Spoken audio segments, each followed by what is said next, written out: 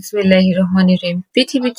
আপনি পৃথিবীর মধ্যে যা কিছু আপনার থেকে আপনি ব্যয় করবেন, ধন সম্পদ, টাকা পয়সা, শুধু এইটাই আপনি সারা জীবন ভোগ করতে পারবেন। মানে যতটুকু দিবেন ততটুকুই ভোগ করবেন। অনেক লোক আছে সমাজে বলে যে ওকে এটা দিয়েছি জীবনে, ওকে এটা দিয়েছি, এর বিনিময়ে তো কিছুই পেলাম না। বা আত্মীয়-স্বজনের মধ্যে তাকে দিয়েছি, সাহায্য করেছি, এর বিনিময়ে কিছুই পেলাম না। আপনার জীবনে অনেক বিপদ কেটে গেছে, হয়তোবা আপনি জানেনও না। আপনার এই মানুষকে দেয়ার কারণে, দান সদকা করার মাধ্যমে, হয়তোবা আমরা জানি না আল্লাহ বা স্রষ্টা আমাদের অনেক বিপদ আপদ কাটিয়ে দেন এরকম দান সদকা করার মাধ্যমে।